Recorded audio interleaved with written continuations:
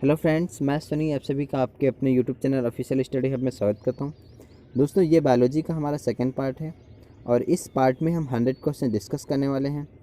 और क्वेश्चन के जितने भी एक्स्ट्रा फैक्ट हैं जो एग्ज़ाम में बार बार पूछे जाते हैं, तो सारे फैक्ट भी आज हम डिस्कस करने वाले हैं। दोस्तों, ये वीडियो आपके आगामी परीक्षाओं के लिए काफ़ी महत्वपूर्ण वीडियो है। तो चलिए दोस्तों, देखते हैं। दोस्तों, यदि हमारा प्रयास को आपको अच्छा लगे तो ज़्यादा से ज़्यादा वीडियो को शेयर ज़रूर करिएगा दोस्तों। और इसका यदि आपने अभी तक फर्स्ट पार्ट नहीं देखा है तो उसका लिंक डिस्क्रिप्शन बॉक्स में मिल जाएगा दोस्तों। तो चलिए स्टार्ट करते हैं। तो आज का पहला प्रश्न है कि हमारा कि वंशान गति का वाहक किसे कहा जाता है? तो गुणसूत्रों को कहा जाता है।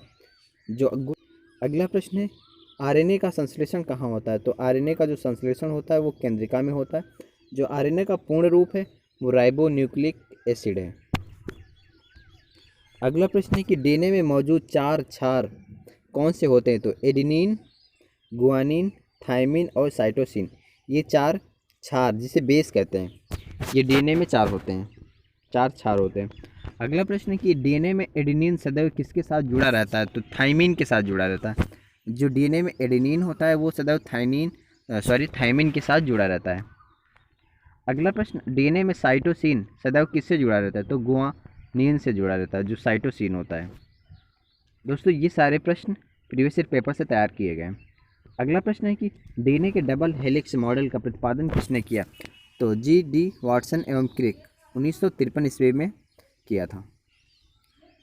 अगला प्रश्न है कि आरएनए कितने प्रकार के होते हैं? तो आरएनए 3 प्रकार के होते हैं। ये क्वेश्चन पूछा गया था दोस्तों 2019 में, जो टीटी का एग्ज़ाम हुआ था उस पेपर में ये क्वेश्चन पूछा गया था। तो आरएनए, टीआरएनए और एमआरएनए, ये आरएनए 3 प्रकार के होते हैं। अगला प्रश्न है कि राइबोसोम पर बने प्रोटीन के अंतिम क्रिया को क्या कहते हैं? तो ट्रांसलेशन कहते हैं। जो राइबोसोम पर प्रोटीन के अंतिम क्रिया जो बने होते हैं वो उसे ट्रांसलेशन कहते हैं। अगला प्रश्न है कि आरएनए में क्षार कौन सा पाया जाता है? तो यूरेसिल पाया जाता है आरएनए में। और डीएनए में 4 प्रकार के पाए जाते हैं क्षार। अगला प्रश्न है कि किसकी कोशिका में कोशिका भित्ति जो सेल वाल होती है वो नहीं पाई जाती? तो जितनी भी जंतु कोशिकाएं होती हैं उसमें सेल वाल नहीं पाई जाती है। और जो प्लांट वर्ल्ड होते हैं, जो पादप कोशिकाएं होती हैं, उसमें सेल वाल पाई जाती है। अगला प्रश्न, जो पादप कोशिका का आकार कैसा होता है? जो पादप कोशिकाएं होती हैं उनका जो आकार होता है वो आयताकार होता है। अगला प्रश्न है कि जंतु कोशिका का आकार कैसा होता है? जो जंतु कोशिका उसका होती है उसका आकार वृत्ताकार होती है। अगला प्रश्न, किसकी कोशिका में कोशिका भित्ति सेल वॉल पाई जाती है? तो पादप कोशिकाओं में सेल वॉल पाई जाती है। अगला प्रश्न है, किसकी कोशिका में लवक पाया जाता है? तो पादप कोशिकाओं में लवक पाया जाता है। अगला प्रश्न है, किसकी कोशिका में लवक नहीं पाया जाता? जो जंतु कोशिकाएं होती हैं उनमें लवक नहीं पाया जाता है। अगला प्रश्न, किसकी कोशिका में तारक काय जो सेंट्रोसोम होता है वो पाया जाता है? तो पादप कोशिकाओं में तारक काय, जिसे सेंट्रोसोम भी कहते हैं, वो पाई जाती हैं। अगला प्रश्न है, किसकी कोशिका में तारक काय नहीं पाया जाता? तो जंतु कोशिकाओं में तारक काय या सेंट्रोसोम नहीं पाई जाती हैं। अगला प्रश्न, कोशिका विभाजन का सर्वप्रथम किसने देखा? तो विरचारू ने 1855 में सर्वप्रथम कोशिका विभाजन को देखा था। अगला प्रश्न, कोशिका विभाजन मुख्यतः कितने प्रकार के होते हैं? तो 3 प्रकार के होते हैं। एक होते हैं आसूत्री विभाजन, एक होते हैं समसूत्री विभाजन और अर्धसूत्री विभाजन। कोशिका का विभाजन तीन प्रकार से होता है। अगला प्रश्न, आसूत्री विभाजन किसमें होता है? तो जीवाणुओं में, नील हरी शैवाल में और ईस्ट में, अमीबा में और प्रोटोजोआ में आसूत्री विभाजन होता है। अगला प्रश्न, समसूत्री विभाजन किसमें होता है? तो कायिक कोशिका जो होती है या सोमैटिक सेल जो होती है उसमें समसूत्री विभाजन पाया जाता है। अगला प्रश्न है कि समसूत्री विभाजन को सर्वप्रथम किसने देखा? तो वाल्थेर फ्लेमिंग ने 1879 में सबसे पहले समसूत्री विभाजन को देखा था। अगला प्रश्न कि अर्धसूत्री विभाजन की सर्वप्रथम खोज किसने की थी? तो वीज़मैन ने अर्धसूत्री विभाजन को सबसे पहले खोजा था। अगला प्रश्न कि अर्धसूत्री विभाजन किन कोशिकाओं में होता है? तो जनन कोशिकाओं में होता है। अगला प्रश्न है कि समसूत्री विभाजन में एक कोशिका से कितनी कोशिकाओं का निर्माण होता है। तो जो समसूत्री विभाजन होता है उसमें 2 कोशिकाओं का निर्माण होता है। अगला प्रश्न है कि अर्धसूत्रीय विभाजन में एक कोशिका से कितनी कोशिकाओं का निर्माण होता है? तो 4 कोशिकाओं का निर्माण होता है जो अर्धसूत्रीय विभाजन होता है एक कोशिका में। अगला प्रश्न है हमारा दोस्तों, जैव विकास का सिद्धांत सर्वप्रथम किसने दिया है?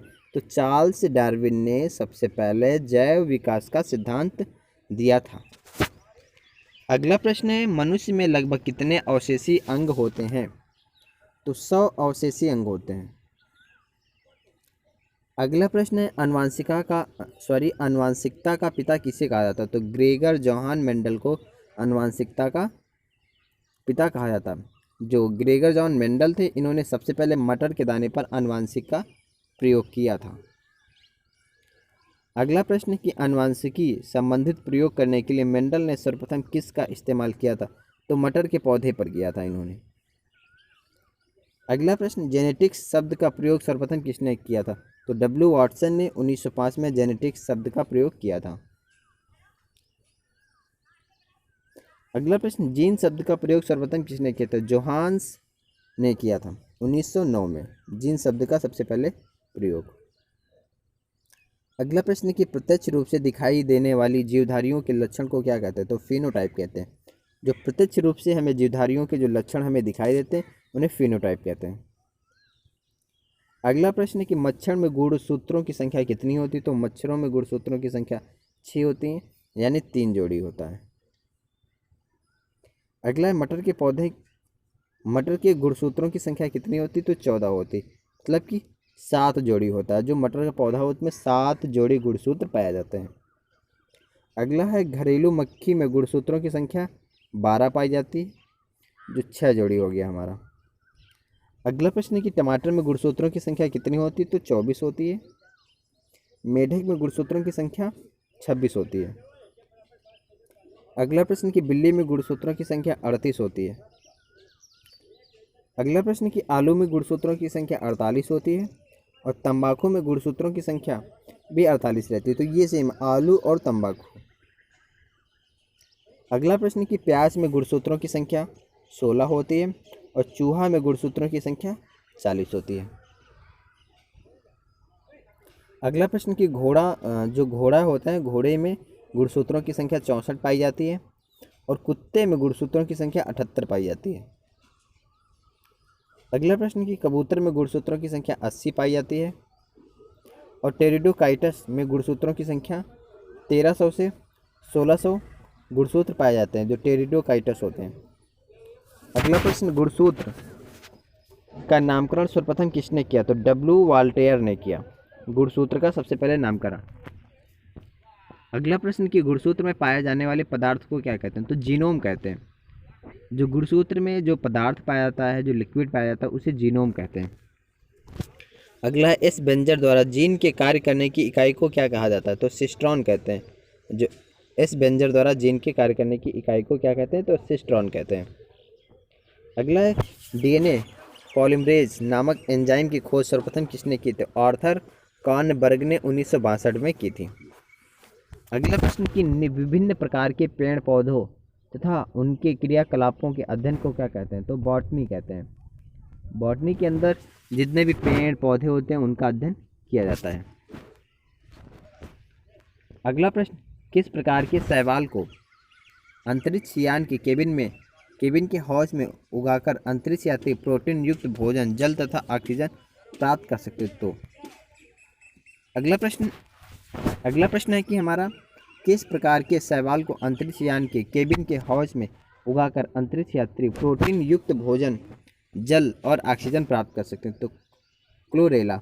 जो क्लोरेला शैवाल होती है उसको अंतरिक्ष यात्री अपने आकाश में ले जाते हैं, अंतरिक्ष में ले जाते हैं, और जो क्लोरेला शैवाल होती है इसमें मल मूत्र डालते हैं जिससे कि ये ऑक्सीजन उत्पन्न करता है और भोजन युक्त प्रोटीन भी प्राप्त करता है। अगला प्रश्न कि निषेचन के समय स्त्री का एक्स और पुरुष का एक्स मिलने पर किस बच्चे का जन्म होगा? तो जब एक्स और एक्स गुणसूत्र मिलते हैं तो लड़की का जन्म होता है। और जहाँ पे एक्स और वाई गुणसूत्र मिल जाते हैं, जैसे कि महिलाओं का एक्स और पुरुषों का वाई, तो लड़का पैदा होने की, तो लड़का पैदा होता है। अगला प्रश्न, किसका गुणसूत्र संतान में लिंग निर्धारण के लिए उत्तरदायी होता है? तो पुरुष का जो गुणसूत्र होता है वो लिंग निर्धारण करता है। मनुष्य में 23 जोड़ी गुणसूत्र पाए जाते हैं और 22 जोड़ी ऑटोसोम पाए जाते हैं। जो 23वां जोड़ी होता है वो एक्स और वाई होता है।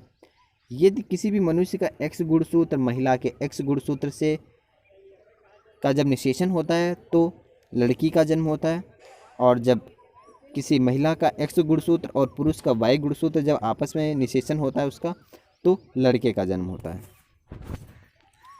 अगला प्रश्न कि पुरुष में कौन सा गुणसूत्र पाया जाता है? तो पुरुष में एक्स और वाई गुणसूत्र पाए जाते हैं और महिलाओं में एक्स और एक्स गुणसूत्र पाए जाते हैं।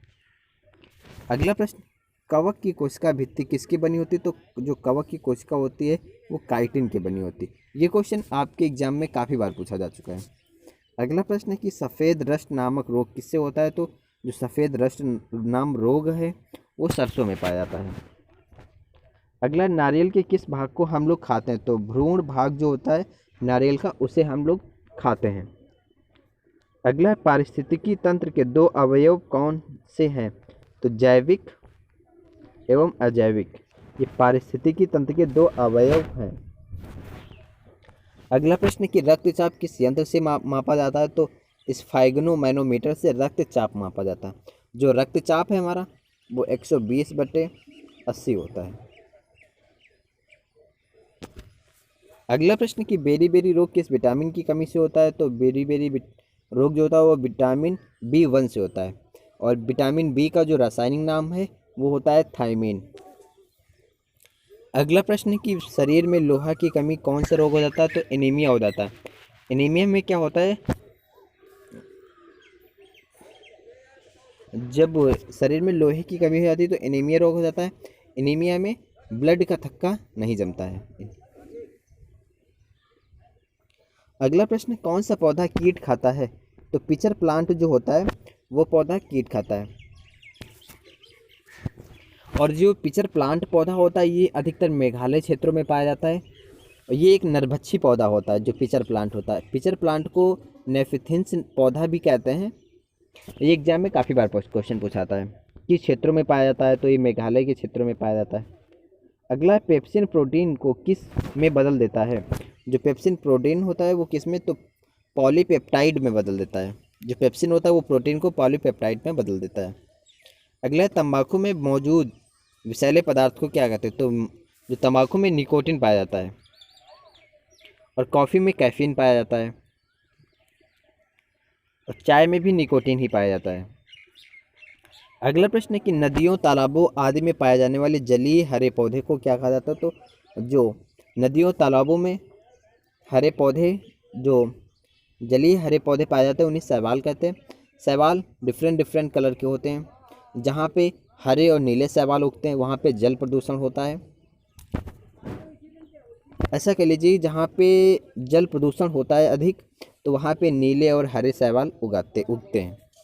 अगला, नीली क्रांति किससे संबंधित है? जो नीली क्रांति है वो मछली से संबंधित है। अगला, दूध में पाई जाने वाली शर्करा कौन है? तो दूध में जो शर्करा पाई जाती है वो लैक्टोज होती है, और दूध में जो प्रोटीन पाया जाता है वो केसीन होता है। केसीन, ये एग्जाम में काफ़ी बार पूछा जा चुका है। केसीन। अगला है, BCG का टीका कौन से रोग से बचाव के लिए लगाया जाता है? तो जो यक्ष्मा, जो TB रोग होता है उसके लिए बचाव के लिए BCG का टीका लगवाया जाता है। अगला है, पीडियाट्रिक्स किसके अध्ययन से संबंधित हो? शिशु रोग से पीडियाट्रिक्स संबंधित है। अगला प्रश्न, चिकित्सा शास्त्र का जनक किसे माना जाता है? तो हिप्पोक्रेटस को चिकित्सा शास्त्र का जनक माना जाता है। अगला, किस ग्रंथि को आपातकालीन ग्रंथि भी कहा जाता है? तो एड्रिनल ग्रंथि या अधिवृक्क ग्रंथि को आपातकालीन ग्रंथि भी कहा जाता है। अगला प्रश्न है, हृदय और फेफड़े की गति सुनने के लिए किस यंत्र का प्रयोग किया जाता है? तो स्टेथोस्कोप से हृदय और फेफड़े की गति सुनी जाती है। अगला प्रश्न, एक पीढ़ी से दूसरी पीढ़ी में आनुवंशिक सूचना का स्थानांतरण किसके द्वारा किया जाता है? तो DNA के द्वारा एक पीढ़ी से दूसरी पीढ़ी के बीच आनुवंशिक सूचना का पता लगाया जा सकता है। अगला है पाचन एंजाइम में पेप्सिन कहाँ उत्पन्न होता है? तो छोटी आंत में उत्पन्न होता है।